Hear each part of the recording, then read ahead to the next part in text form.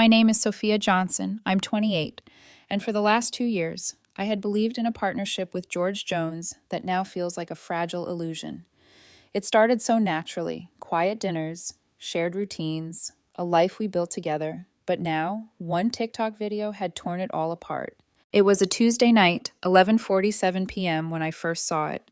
George had posted a 30-second clip boasting about me.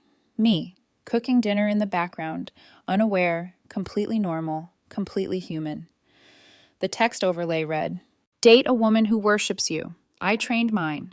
She cooks, cleans, pays for everything, and never complains.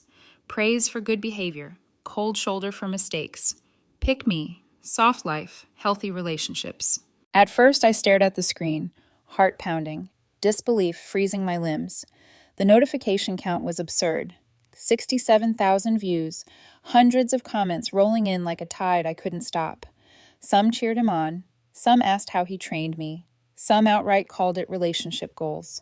I sank onto the couch, trembling. Was this real?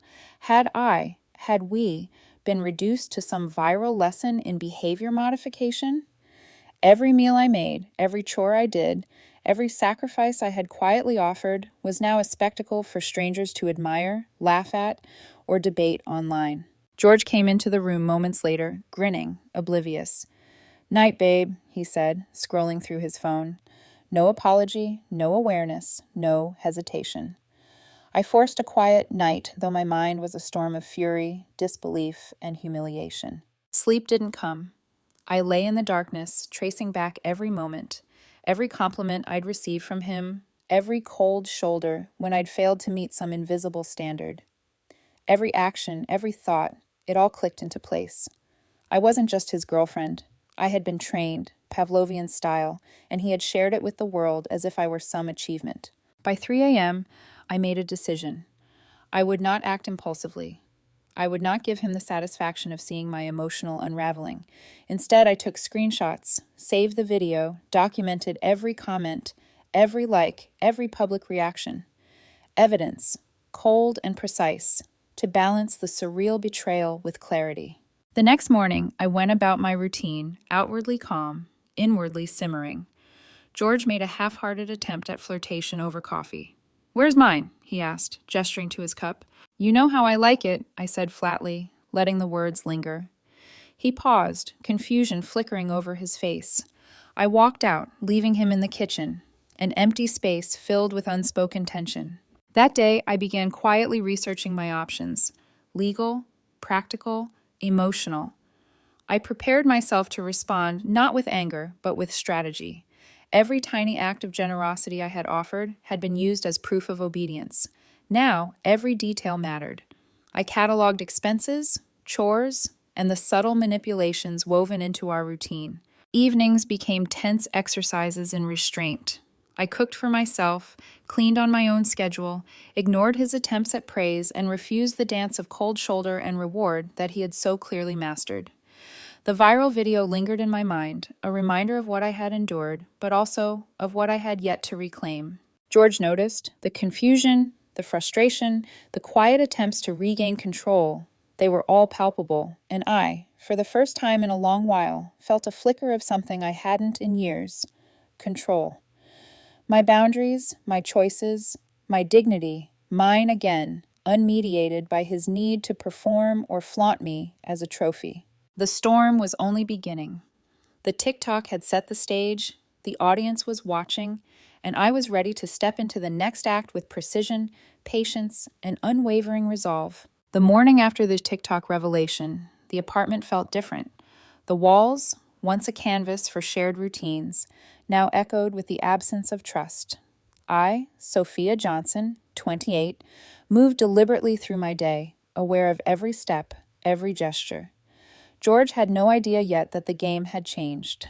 Breakfast was quiet. I made my own coffee, measured my own cereal, left his untouched. When he asked, "Where's mine?" I didn't answer at first, letting the silence stretch. He frowned. Confusion flickered across his face, followed by a flicker of frustration. He glanced at his phone, perhaps checking the viral comments again, perhaps reassessing me as if I were an object in his social experiment. I walked past him, setting a plate on the table just for myself. It's right there, I said, calm, measured. No warmth, no performative smile. My voice carried authority he hadn't heard in years. That evening, I cooked dinner, just for me. He arrived home, expecting the routine, the effortless performance, the meal laid out like a reward for him. He paused in the doorway. "Where's mine?" he asked, tone tight, a flicker of defensiveness breaking through his usual arrogance. "You trained me to cook for you," I said quietly, almost mournfully. "But the trained girl retired last night." He blinked, the words sinking in like ice. I I don't understand," he muttered. I didn't explain further. There was no justification needed, no argument required. For years, I had acted according to his standards, his rules, his invisible scripts. Now I was reclaiming them, one small act at a time. Over the next few days, the tension thickened. I stopped doing the chores that had silently maintained our life together. Laundry left in the basket, dishes stacking in the sink, groceries untouched. George noticed, of course.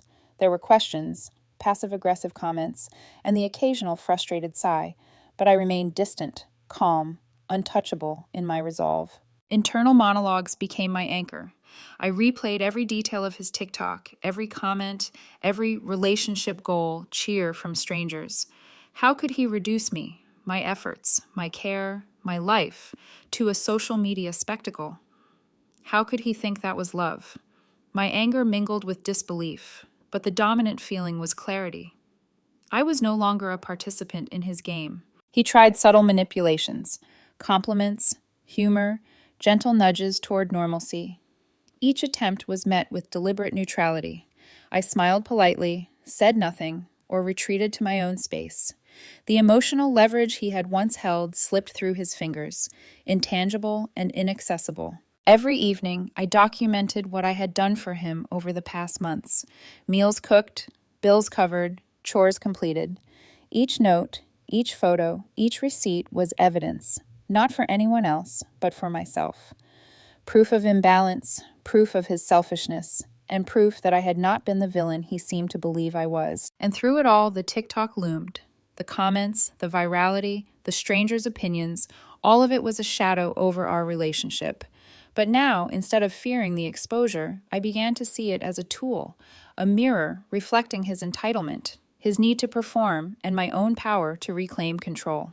By the end of the week, George's confusion had escalated to frustration. "Sophia, why are you being like this?" he demanded one night. I looked at him steadily. "Because you showed the world what you really think of me. I'm done performing." He opened his mouth, perhaps to apologize, perhaps to argue, but I cut him off with the calm authority I hadn't possessed before. "We're no longer in the game you started. I'm not here to entertain you or anyone else. This ends now." That night, as I lay awake, I felt the first true sense of freedom in years. I was no longer his trained partner, no longer an exhibit for social media validation. I was Sophia Johnson, 28, reclaiming her life. The storm was building, yes, but I was ready, resolute, and strategic. The viral video had lit the spark. Now, the fire of consequence was mine to control. By Wednesday morning, the apartment felt like a battlefield, but one in which I had reclaimed command. I, Sophia Johnson, had shifted from shock to strategy. George's TikTok wasn't just a betrayal, it was proof, and I intended to let it guide the next steps. I started meticulously documenting everything: receipts, bank statements, photos of groceries and cleaning supplies, records of the bills I had quietly covered, car insurance, gym membership, phone bills, streaming services, all now cataloged with careful attention. Each entry was a reminder of how much I had given and how casually he had reduced it to content for strangers' amusement. George noticed the change immediately. Simple domestic interactions became tests of his patience. He reached for dishes. I left them untouched. He offered a compliment. I nodded without warmth. He made jokes. I laughed lightly, the sound hollow and careful. Every day, the pattern repeated, a silent but piercing mirror reflecting his entitlement. One night he confronted me, voice tight with confusion. "Sophia, why are you doing this? What's going on?" I let the question hang in the air. Calmly, I replied, "You told the world how you trained me. Now you're seeing the consequences." His face flushed. Frustration and disbelief warred in his eyes. He tried charm, humor, guilt, every tactic he had once perfected to elicit compliance. But I was unresponsive. I had stopped being predictable. I had stopped being the person he could control. The following days, I continued to catalog every aspect of our arrangement. The groceries I purchased, the dinners I cooked, the cleaning supplies I supplied, the expenses I covered for his car and phone, even the occasional loans I'd given him during tight months, all meticulously recorded. The disparity was staggering. While he contributed little beyond the bare minimum, I had been quietly subsidizing our life together, often sacrificing my own comfort and time. Every screenshot, every saved comment from the TikTok, every detail became ammunition. Not for revenge, but for clarity, for self-protection, and for the eventual enforcement of boundaries. Evenings were tense. George hovered, trying to elicit reactions, attempting to coax me back into the familiar dance of praise and cold shoulder. I remained distant, focused on documenting, observing, and calculating. Every question he asked, every attempt at humor, every plea for reconciliation, I treated as evidence of his entitlement and of the imbalance he had fostered. Internal monologues became my anchor. I reminded myself why I had to act strategically. This wasn't about revenge. It was about reclaiming my life, enforcing boundaries, and showing that manipulation, when exposed, carries consequences. By Friday, I had drafted my plan. A 30-day notice to George, a formal assertion of my boundaries and expectations. Every interaction, every observation, every digital footprint was ready to support me. The viral TikTok, once a symbol of humiliation, had become a tool of empowerment. George sensed the shift in power and began to react with palpable tension. The frustration that had once been mine was now his. His attempts at charm, negotiation, and guilt fell flat. He tried to assert dominance with passive-aggressive remarks, trying to make me doubt my own resolve. But I was steady. I had anticipated every tactic, prepared for every manipulation, and fortified my boundaries with documentation, clarity, and unshakable resolve. The evening before serving the notice, I reflected on the process. For years, I had been trained, conditioned to seek approval, to perform, to maintain harmony at my expense. But now I had reclaimed my agency. Every meal I chose not to cook, every dish left unwashed, every dollar withheld from his convenience was a deliberate act of self-assertion. And beneath it all, there was satisfaction. Not in cruelty, not in humiliation, but in justice. The world had witnessed his entitlement. I had documented it meticulously, and soon the consequences would be unavoidable. It was Friday morning when I finally acted. I, Sophia Johnson, 28, sat at the dining table with a sense of calm precision.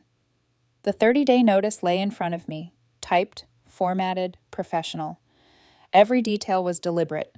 Clear dates, expectations, and legal phrasing. There was no anger in the words, only authority. George arrived home that evening, expecting the usual routines, dinner waiting, chores done, me performing the role he had once celebrated online. Instead, I handed him the envelope. "What's this?" he asked, voice tight, a flicker of fear barely concealed under arrogance. 30 days, I said simply. You need to find a new place. This living arrangement ends today. He froze, confusion and disbelief flickering across his face. You can't just do that. I live here too. This is my home. I met his eyes steadily. You were never on the lease. You contributed minimally. You're a guest, George, not a tenant. This is fair, and it's legal. You have 30 days. For a moment, he seemed stunned, as if the world had shifted beneath him. Then came the anger, the pleading, the manipulation he had used countless times before. Sophia, please, I didn't mean the TikTok that way. I love you. You're overreacting. I shook my head. No, George, you told the world how you trained me. Now you see what that means. The trained girlfriend is retired. This ends now. He tried every tactic. Charm, guilt, rationalization. None worked. Each word I spoke, each act I withheld was grounded in documentation, evidence, and resolve. The viral TikTok, once my humiliation, was now the keystone in a fortress of personal boundaries and proof. Over the next days, George's frustration intensified. He pleaded, begged, and even tried subtle threats masked as negotiation. I remained steady, unyielding. I had anticipated every tactic, prepared for every manipulation, and fortified my stance with a meticulous record of his entitlement and my generosity. Neighbors, friends, and even casual acquaintances began to notice the shift in atmosphere. The tension was palpable, yet invisible to outsiders, a silent testament to the erosion of trust and the reclaiming of agency. When he finally left, bags in hand, face red with a mixture of shame and frustration, I felt a quiet sense of closure. The apartment, once a shared stage for his performance and my compliance, returned to being my sanctuary. That night, I reflected on the past week. For years, I had been trained, conditioned to seek approval, to perform, to maintain harmony at my expense. The viral TikTok had exposed the imbalance, but the real revelation was my own capacity to reclaim control. The world had witnessed his entitlement. Now I had enforced consequences. Every act of manipulation met with documentation. Every attempt at control met with boundaries. George's TikTok fame had backfired, transforming public amusement into personal accountability. I felt relief, empowerment, and a deep sense of justice. The lessons of the past, the betrayals, the humiliation, they were all part of a narrative that I had now rewritten. I was no longer the trained partner, no longer the exhibit for social media consumption. I was Sophia Johnson, 28, reclaiming her life, her agency, and her dignity. The storm had passed, but the clarity it brought remained. I had faced betrayal, humiliation, and manipulation, and emerged unbroken, resolute, and in command of my own life. Weeks after George moved out, the apartment was quiet again, peaceful, orderly, and fully mine. I, Sophia Johnson, had reclaimed my space, my time, and my dignity. The viral TikTok still lingered online in memory, but its sting had faded. What remained was clarity. Boundaries set, autonomy restored, and lessons learned. George tried to respond. Texts, calls, even mutual friends acting as intermediaries, but I ignored them all. There was no negotiation left, no role for him in the life I was rebuilding. He had broadcasted our imbalance to the world. I had now ensured he faced the consequences privately, methodically, and legally. During this period, I reflected on everything that had happened. Every meal I'd prepared, every expense I'd covered, every act of care now became evidence, not for vengeance, but for awareness. I realized how often I had prioritized his comfort over my own, and how easily he had reduced me to a spectacle. The TikTok was not just a betrayal, it was a mirror, reflecting his entitlement and my former compliance. I also observed the public response. Strangers debated the video, some cheering him on, others calling out his manipulation. Occasionally, old acquaintances reached out privately, shocked and supportive. Their messages reinforced one truth. When someone shows you who they are, even in a 30-second clip, you must believe them. I had believed him too well once. Never again. With time, I allowed myself moments of normalcy and joy. Solo coffee trips, long walks, quiet dinners for myself. I met new people cautiously, aware of boundaries, but willing to let life continue. A few weeks later, I met someone new at a bookstore. He was independent, kind, respectful, already aware of the importance of equality in partnership. When I shared the story of George, expecting judgment, he laughed instead. Genuine, warm laughter. "Wait, you actually trained him?" he said. I nodded, and he shook his head, smiling. "Then you're better off, seriously." I couldn't help but smile back. I was better off, free from manipulation, free from performance, and free to live life on my terms. The legal and social consequences for George played out quietly afterward. With clear documentation and evidence, any attempts at harassment or false narratives were diffused. Friends and mutual acquaintances began to see the reality behind the TikTok. Social media attention faded, leaving only the lessons learned. Internally, I felt a sense of closure I hadn't anticipated. The betrayal had hurt deeply, but by setting boundaries, documenting meticulously, and reclaiming my autonomy, I had transformed pain into empowerment. The narrative was no longer controlled by George's performance or the fleeting judgments of strangers online. It was mine. Months later, I looked around my apartment. The quiet, the space, the order, and realized that freedom, dignity, and agency were far more valuable than the comfort of a relationship built on control and exhibition. I had survived manipulation, public humiliation, and emotional betrayal. I had rebuilt. I had reclaimed myself. And as I poured myself a cup of coffee that morning, the sun spilling across the kitchen counter, I smiled. The trained girlfriend was gone, but Sophia Johnson, 28, strong, independent, and in control of her life, remained.